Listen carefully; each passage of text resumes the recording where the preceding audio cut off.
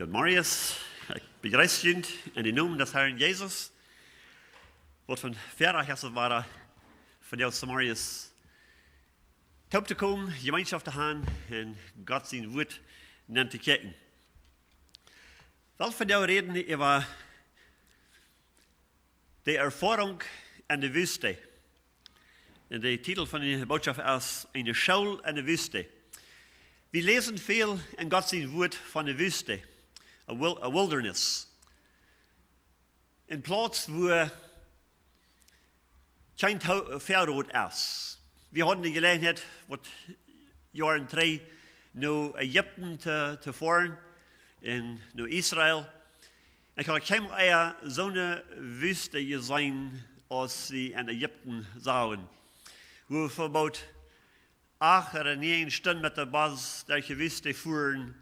En bis hier en door in Bosch en naar de boom oder so, aber eben bloß dreig, und so weit es eine checken können, wir nicht eingereinigt denken, nicht ein Leben gedenkt zu sein, bloß Sand und Stein.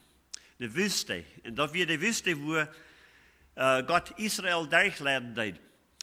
Die Bibel redet viel von der Erfahrung in der Wüste. Und wir sehen oftmals, dass Gott braucht die Wüste, den Menschen naar zich tragen en den Menschen leren om vertrouwen. So, voor deze Marius, ik wil een paar bemerkingen maken. Wat hebben we leren van de wüste? Wat heeft God voor ons van de lectionen van de school in de wüste?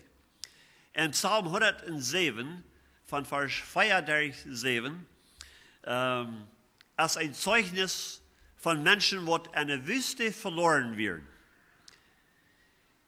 Psalm 107, fang an von vers 4. Sagt einige, die wandelten in Alland en de Wildnis en vonden keinen Weg nur eine Stadt, wo sie wohnen können. In andere wird, sie werden verbiestert in der Wüste. Sie werden hungrig und durstig. Dort an de Seil verzehrten. Dann, wenn sie am Trouble wären, schreien sie zum Herrn, und er halb an uit ihre Verlegenheit. Er lädt ihnen auf einen gleichen Weg nach einer Stadt, wo sie ansiedeln können. Ein Bild von Menschen, die durch eine Wüste werden geraten und haben sich verloren. Die wussten nicht hin und nicht her. Das heißt, sie fanden keinen Weg, was nun eine Stadt leiden lässt. Sie fanden keinen Weg aus der Wildnis raus. Und mit der Zeit fanden sie zu hungern und zu dursten. Und was je dort zwei Dinge, was in der Wildnis nicht finden. Das Eten und Wasser. En het zegt dat ze geen bad door, dat ihre Seil verzehren, dat ze meest bad eng werden von ihr Leben. Und dann sagt dann schreien sie uit naar den Herrn, und die helpt ihnen. Die leiden ihnen auf einen gleichen Weg, wo in eine Stadt ging, wo sie ansiedeln können, wo sie eten und trinken können, wo sie Verbleib haben. Dit ist ein Bild von einer Seil, die verloren ist. Die Bibel sagt uns, dass wir sind alle Erde gegangen und wir sind alle so als Schub, als in einen Weg gegangen und haben uns verloren. Und keiner kann den Weg finden.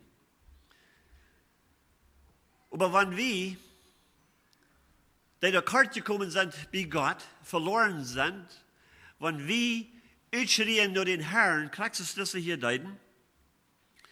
Jesus sagt, wer mich anrufen wird von ganzen Herzen, von denen wo ich mich finden lassen. Wer an mich glaubt, so aus der Schrift sagt, aus denen sind Bennerlichkeit, wo ein Strom von Leben geht Wasser ran. Und so, wenn wir uns in der Wildnis befinden und verloren sind, und wir stehen da, wir sehen das an, dass wir können uns selbst nicht halten, wir sind verloren, dann ist das die Antwort. Raubt uit door den Herrn van ganzen Herzen. Ich habe Ihnen feststellen, wenn die in so einer Wüste verloren wären. In so einer Wüste, überdag ist es sehr heiß und danach ist es kalt. Das ist nicht ein guter Platz zu wohnen. Und so, wenn wir in so einem Platz uns befinden, stellt euch vor, wenn die verloren wären in so einer Wüste und die finden nicht den Weg zurück. Und die dürsten und hungern als sehr.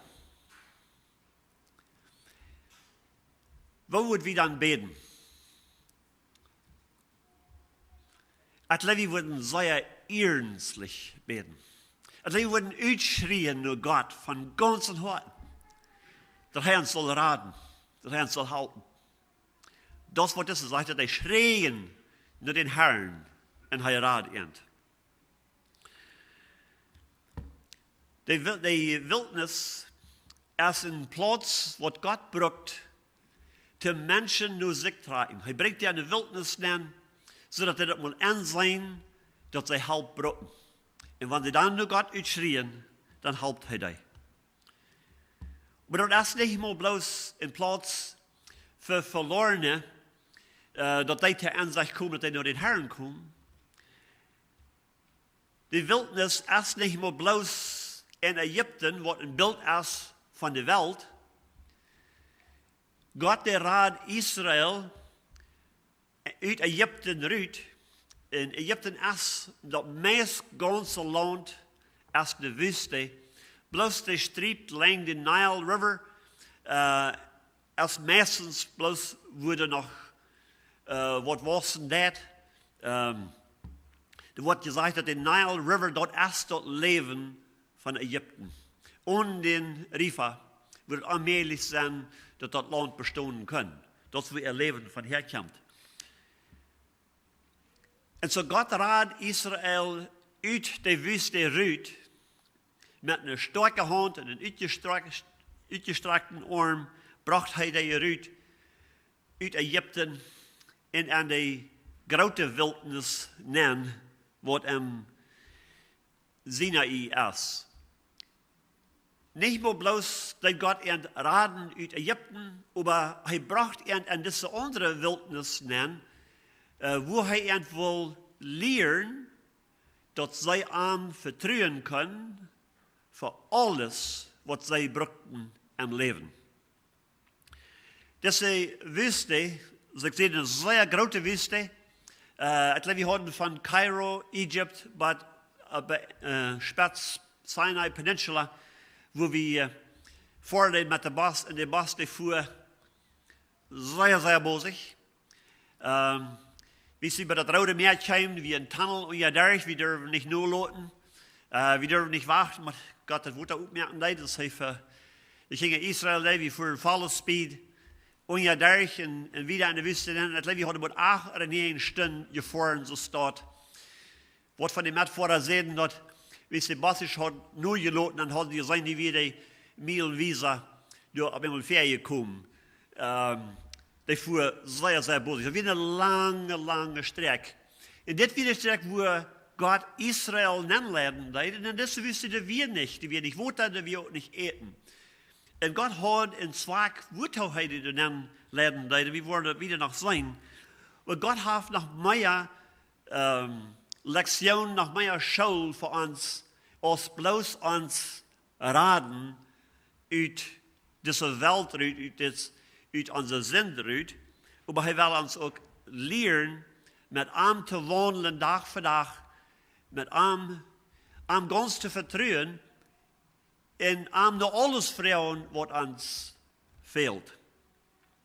In Römer 8, Vers 29, sagt er, Gott sein Ziel ist nicht bloß uns zu raten, aber sagt er, hij die vorher gewählt hat, oder die hij vorher gewählt hat er bestimmt seinen Sinn zu legnen. Gott sein Ziel ist, nicht nur bloß uns in unseren Sinn, in unseren verlorenen Zustand rückzuraten, aber dann uns zu verändern, sodass wir seinen Sinn, Jesus Christus, legnen dürfen. Nicht vom Beten, aber mit unserer Einstellung, mit unserem ganzen Leben, dass wir so leven als Jezus zelfs ook leven heeft als hij hier op aarde weer.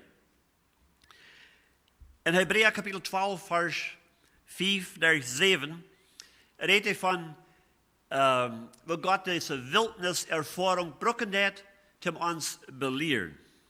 Er sagt, mein Sohn, nimm dort nicht leicht, wenn der Herr dich belehrt, und verzeih nicht, wenn du von ihm gestraft wirst.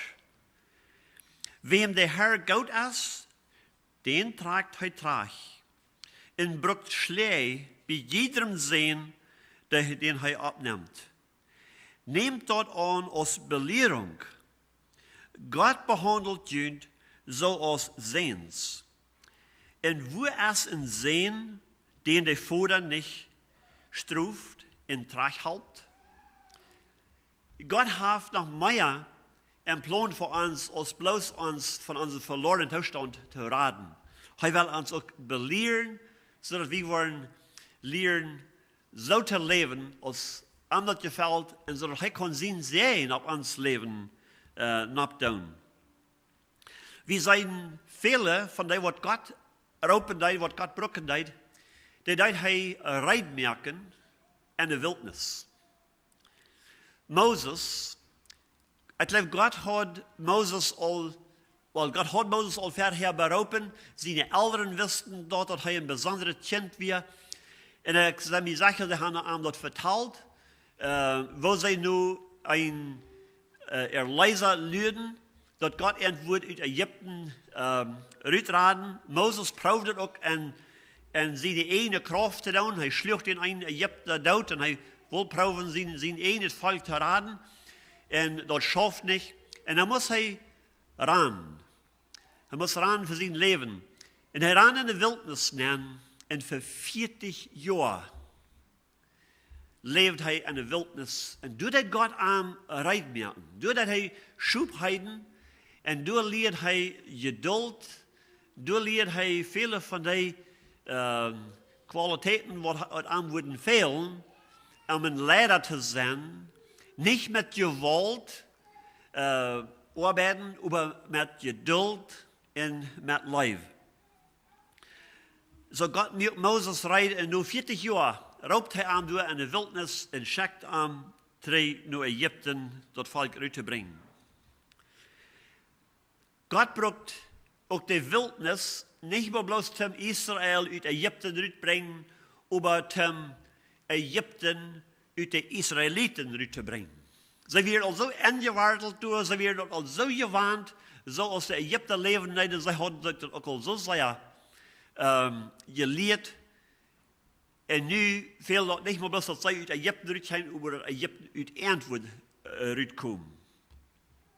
En God brukt de Wildniserfahrung, de Wildnisschule, zum End leren.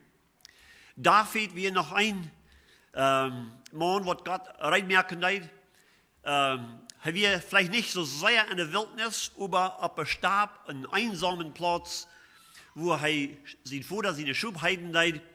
En door brukt God, die Erfahrungen door, wat hij door had, die brukt God, zum arme reinmerken, ook een leider en een hoord zijn voor zijn volk Israël. Elia, wie een man Gottes, wat God ook in de wildnis dan bracht, en am door leren deed, en am door reinmerken deed, voor de arbeid, wat hij voor hem beroepen had. Johannes der Täufer wordt ook in de wildnis reingemerkt, te de arbeid, te de verraner zijn voor Jezus Christus. En hij kwam uit de wildnis eruit en ving aan te predigen en merkt dat volk rijdt voor Jezus zien komen. Zo al deze en nog veel meer zijn we dat God bracht die in de wildnis nemen en door leerden zij God kennen. Door leerden zij, door weer dat stel, door weer niet zoveel dingen wat door distracten deiden, als in de stad oder manche Menschen, door weer ze alleine, door leerden zij naar God horchen. De apostel Paulus, als hij op een weg naar Damascus weer, en Jezus aan door bejenen deed, en hij wordt verändert, er bekehrt sich. Dann war er auch in der Wüste, denn die sagte, für 3 Jahre wie er in Arabia, in the desert of Arabia. Und da, deed Gott am Reitmerken. Da wie seine Schule, da wie seine Klasse, da lehrt er Gott kennen und vertrauen. Wir ein bisschen wieder checken, wo Gott Israel lehren deed, da in der Schule in der Wüste. In 2. Mose, Kapitel 19, Vers 4, sagt Gott, je han gesehen, was ich an Ägypten getan habe, und wo ich jünd op Pflichten von Odler droeg, in jünd ha nu mij gebracht. Gott wir du in der Wüste. Wils Gott du in der Wüste wir, hat Israel alles, was fehlt. In 2. Mose, Kapitel 16, Vers 35, sagt er dort, der Israeliten, der alten Manna für 40 Jahre, was sie an das Land nennen, was sie ansiedeln können, was sie an der Grenze von Kanaan wären. Und die wüsste, du wirst kein eten. Du weißt nicht, was du zu eten wir. Und ich kann feststellen, wenn sie hatten wohl genug Eten mitbringen, wie viel das wird gebraucht haben für ein paar Millionen Menschen, das wird nicht sehr weit geregt haben, da wird ja Eten sind alle gewasst. Einzelne haben ein Studium getan, ein bisschen getaxiert, was das wird gebraucht haben, für Wasser und Eten versorgen für diese Menschen. Und der kleine See wird in Such gebraucht haben von 180 Korn, ganz voll gelot mit Eten und Wasser, jeder Tag, um alle Menschen feiden. Ich habe sich mal feststellen, wie viel dort wie viel wir gebraucht haben. Aber Gott versorgt für ihn jeden Tag, seit er für 40 Jahre, alten sie Männer in der Wüste. Gott versorgt für ihn einen Platz, wo es keine Nahrung wäre.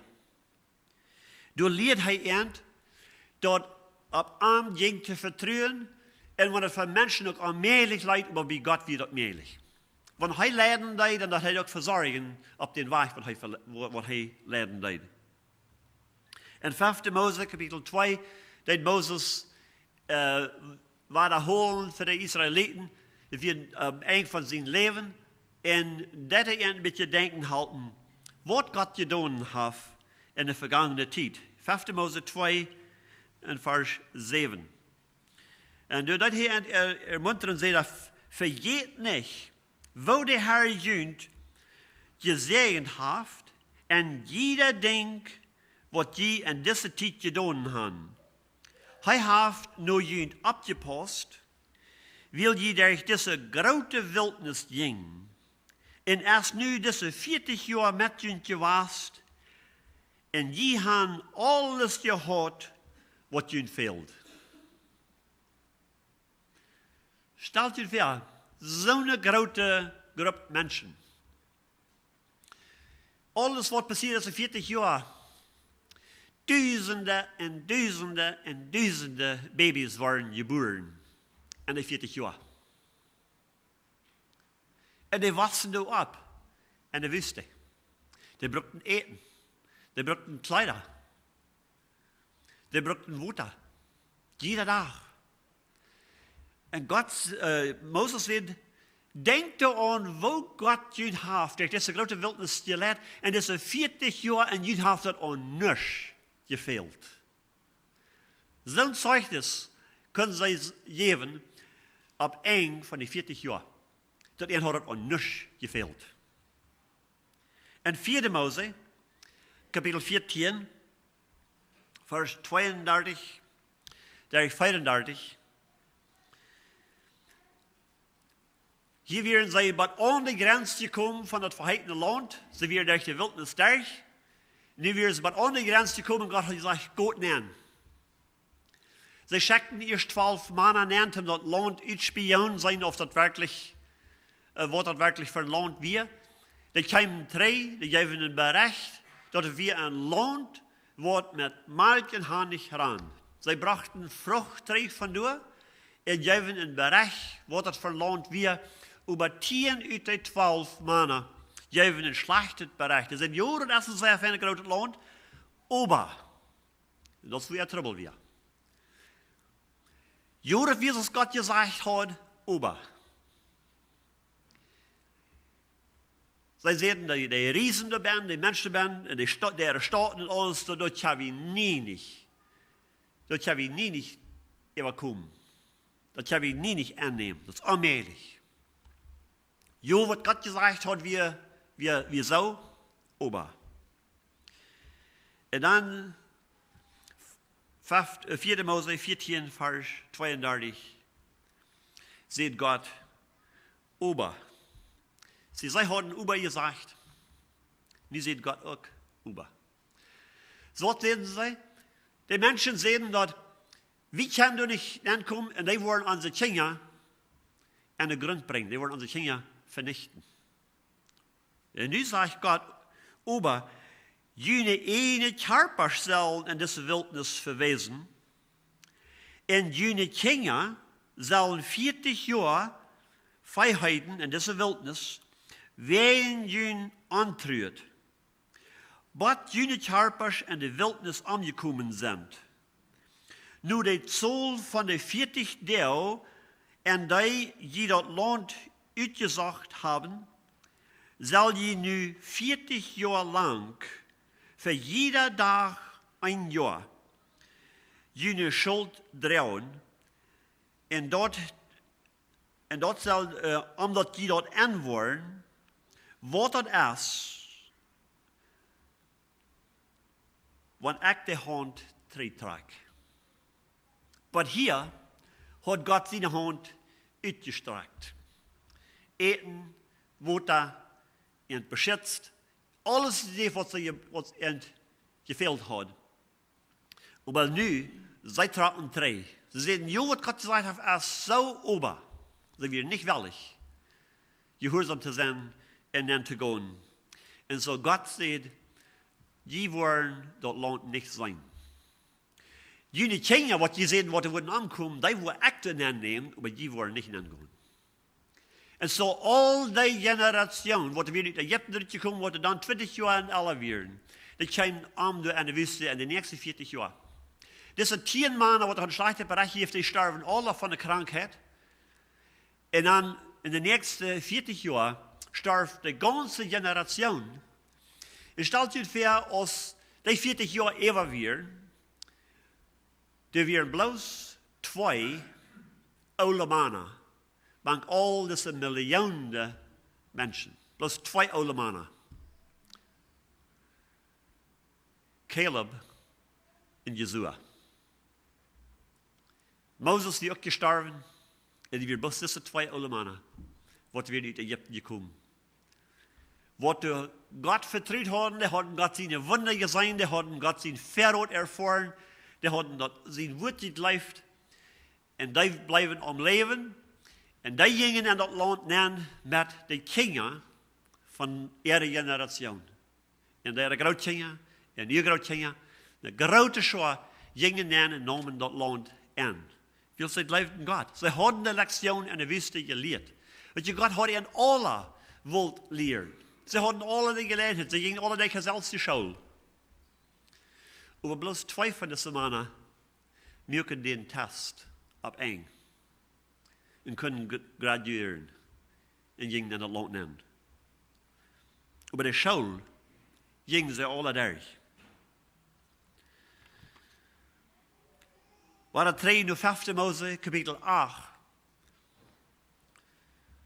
Der hat Moses noch einmal denken halten. 5. Mose, Kapitel 8, von Vers 2 und wieder.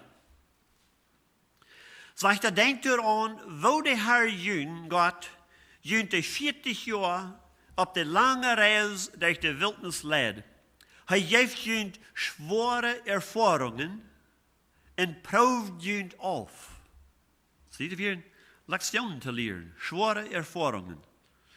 Hij wil je deemoedig maken, dat hij zijn kan wat van een aanstelling gehouden en of je worden zien gebauten houden, als ze worden zien wordt harchen. Hij leidt je hungrig worden en dan geeft hij je manna te eten. Zoals je en jene mensen nog niet eier gezien hadden, of gegeten hadden. Hij deed dit om je te wijzen, dat einer niet bloos van brood leeft, maar dat einer zich op alles verlaten kan, wat de Herr zegt. En in deze 40 jaar zijn jullie Kleider niet verbruikt geworden en jullie Feit sind nicht schlimm geworden. Denk eraan dat de Herr jullie Gott jullie struft en terugwijzen dat, zoals een vader zijn kind beleert. Gott braucht diese wüste Erfahrung, um zu lernen, dass sie können Gott vertrauen in all ihre schweren Umständen, wo sie ankommen. Die schweren Erfahrungen, was sie merken leiden, durch will Gott haben, dass sie so lernen anvertrauen und dass sie können sein, dass in all die Umständen Gott ist genug. Und don't wordt von der Wüste her uns nehmen, wenn Gott mit uns ist, dort ist genug. En dan wo grote storm op dem Water is, en wo klein ons schap ook is. Maar wanneer Jezus met ons am schap is, dat is genoeg. Weet je, wanneer hij zegt te de wal, laat je dol, en te den wind, zie stil, dan is dat alle eeuwig. Dan is de storm eeuwig. Hij wil ons in dit leven leren om te vertrouwen voor alles wat we brauchen. We hören vielleicht einmal, wenn Menschen sagen, dass, oh, ich zie dich, de Wüste zie ik daar. Du zie ik voor dich met. Ik weer in de Wüste, du hast Gott mir uitgebracht, en nu leef ik in Kanaan, en du hast dat alles bloß Schein. Dat is niet de Erfahrung, wat wir als Christen hier haben. Als Israel eerst in Kanaan weer neergegaan, door vangen ze ook uit dat we ook nog een Wüste. Als Jezus is 30 jaar oud weer, als hij zich had taufen laten, zei hij dan, drijft de juist aan woehan in de Wüste neer. Dat ziedende poort van Israël is ganz Wüste. Een grote poort van dat is Wüste. De stad Eilat, wat ganz dicht am Roten Meer is, dat zo weit zien als in Israël kost voren, door regent dat meest helemaal niet. Ons tourguide zei dat ihre dochter, die woont door in de stad, en ihre grootdochter, die was al 5 jaar oud, en die had nog helemaal regen gezien. Dus de Wüste. Het zegt dat Jezus ging in de Wüste neer voor 40 dagen, wie hij door. Hij deed vasten en beden, en door dat God aan rijdt merken voor de arbeid, wat hij voor hem had. God brukt even en van ons, wat hij al heeft uit Egypte uitgebracht. Daar heeft de grote wildnis gebracht. En het land Kanaan gebracht, zo te zijn. Even dan brukt hij nog de wildniservaring in ons leven van tijd tot tijd. Nee, we leven niet helemaal in de wildnis. Maar hij neemt ons in de wildnis neer. Wo we met zo apart zijn. Wo we met zo alleen zijn. Wo dat stil is, wo we hören können, wo wir seine Stimme hören können. Kraxis Johannes, der Täufer. Hij weer in Israël, aber wir in der Wüste. Hij weer nicht om Duitsland meer, dat is ganz wüst. En door wordt aan rad gemerkt. Voor de arbeid wat de Herr voor hem had. Door je Jezus gaan. Voor 40 dagen wie hij door in de Wüste. En laat zich door rad merken. Dat we krijgen door in de Wüste, wo David zich versterken deed voor Saul. Als hij nog am Segen deed, met zijn armeeën aan wil aanbrengen. Door in de Wüste en Gedi, dich wieder dood je meer en Israël. Du verstuurt hij zich, want de boy en de heilen, en du verzorgt God voor hem. Du moet God aanbereid voor de arbeid wat hij voor hem had. En Matthäus kapitel 4, vers 1, sagt er, dann wordt Jezus van Jes en de wildnis gebracht, en door van bij zijn vriend verzocht te worden. Door had hij den groten kamp, door ziet hij Eva den vriend. Als hij van door Ruud zegt hij, dan kwam hij aan de kracht van den helden Jes uit de wüste Ruud, en hij ging verwaarts met de arbeid waar God hem te beroepen had. En als hij naar Jeruzalem kwam, de dag kwam waar hij wordt gekruisigd worden, dan zegt hij dat de herrscher van deze welt, van de duisternis, als je komt, maar zegt hij, die heeft niets aan mij. Den had hij al overwonnen. Over den had hij al gekämpft. En hij weer siegreich davon gekommen. Wenn wir kijken in Hebräer kapitel 12, vers 2 en 3. Jezus is ons voorbeeld. En dat zegt ons ook dat hij dat meermaal, dat hij in de wüste ging.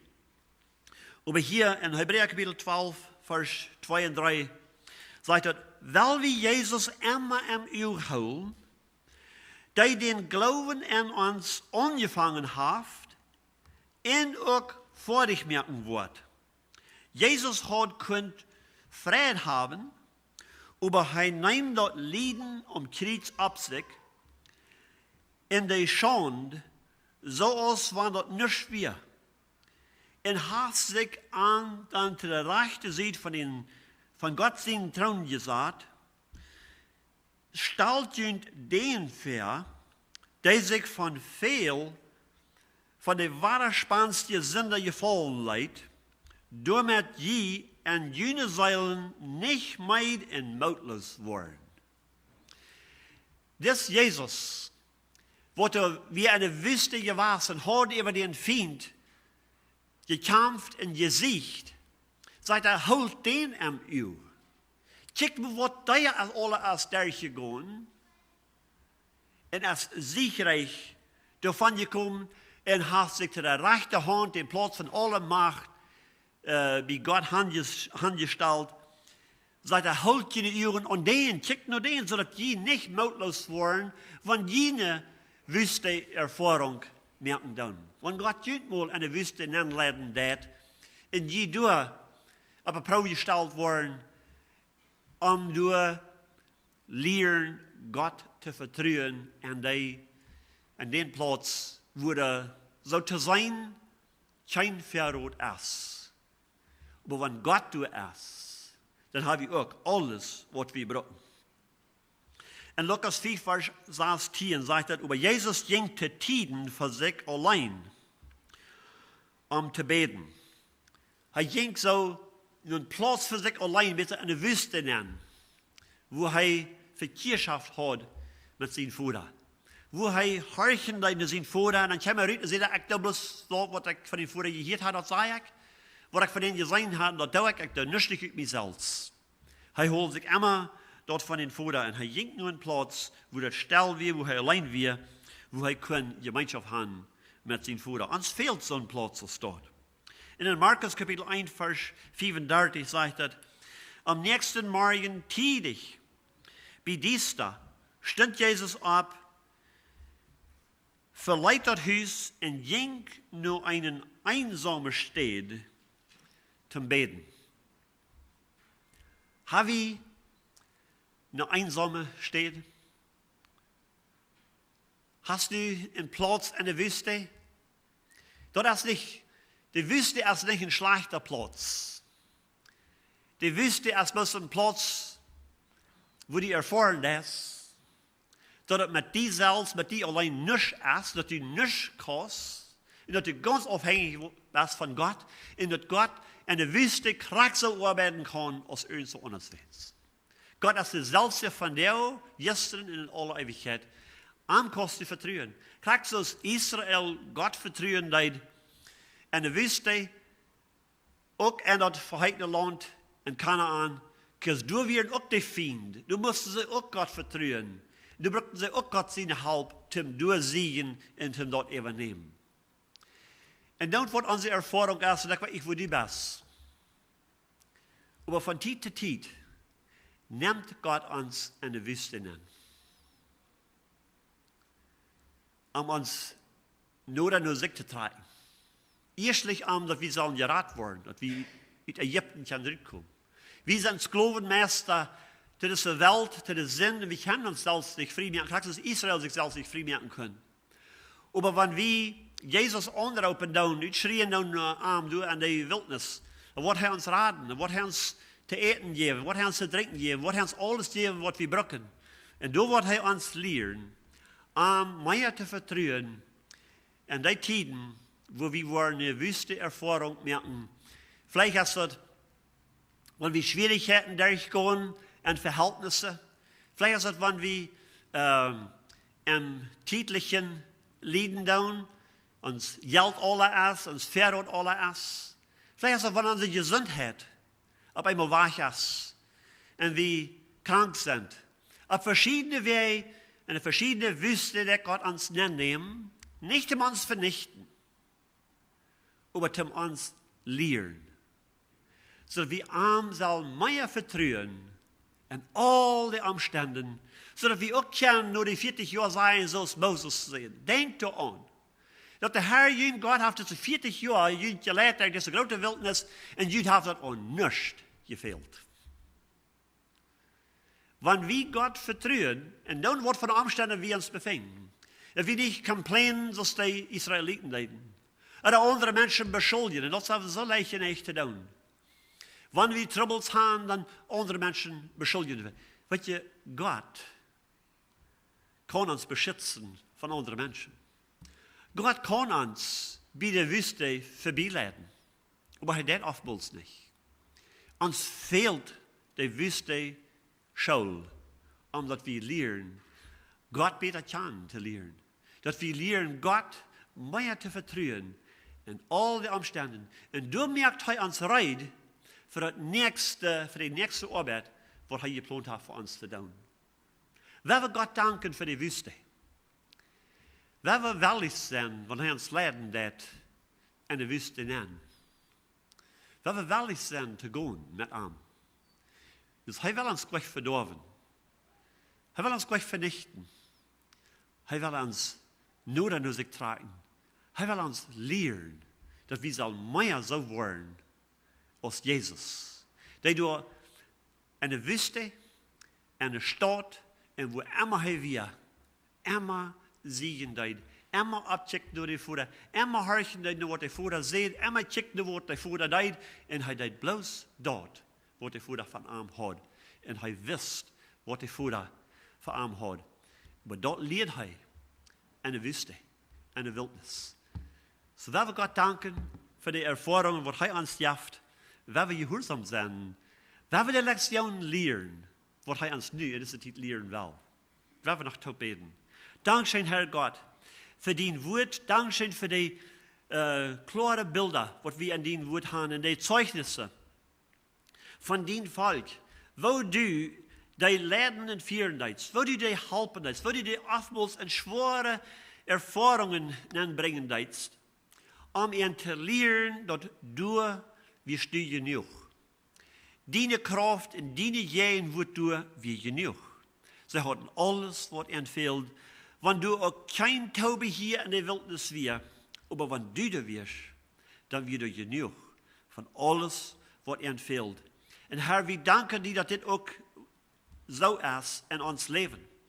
Wenn wir lernen, mit dir zu wandeln, als dort welche Wüste geht oder auf dem Berg oder wo immer, du bist treu, du bist der Selbste, gestern von dir in aller Ewigkeit, und du bist genug, wenn wir lernen, dir zu vertrauen, und dann können wir all im Glauben dir danken für die Erfahrungen, even auch für die schweren Erfahrungen, was du uns durchleiden lässt. Denn wir weiten, dass es nicht uns vernichten, aber uns abbühen, uns stärken und uns nur die tragen. Dankeschön dafür, Herr Jesus. Amen.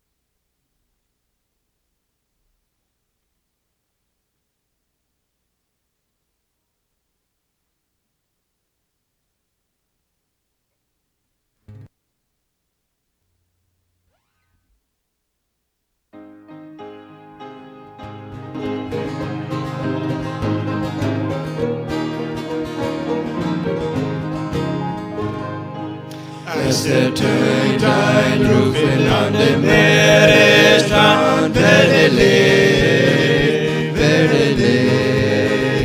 O so helft den Sinkenden in starker Hand. Es ist Pflicht, es ist Pflicht. Jesus komm, deines Tages Licht leuchte hell, zum Fensterstrand. Jesus komm, deines Wortes Licht leuchte hell, zum Fensterstrand. Blinde Völker sehnen sich den Tag herbei, werde Licht, o so heißt den Armen aus der Sklaverei. Es ist Pflicht, Jesus komm, deines Volkes Licht leuchte hell, zum Fensterstrand. Jesus komm, deines Volkes Licht leuchte hell, zum Fensterstrand. Mancher Heide sagend in den Dunkel flieht, werde Licht, bringt den Trost des Lebens, es ist zu spät. Es ist Pflicht, Jesus komm, deines Volkes Licht leuchte hell, zum Fensterstrand. Jesus komm, deines Volkes Licht leuchte hell, zum Fensterstrand. Wirket stets für Jesus, weil der Ruf noch tönt. Werde Licht, denn die Liebe dringet, die mit Gott versöhnt. Es ist Pflicht, Jesus komm, deines Volkes Licht leuchte hell, zum Fensterstrand.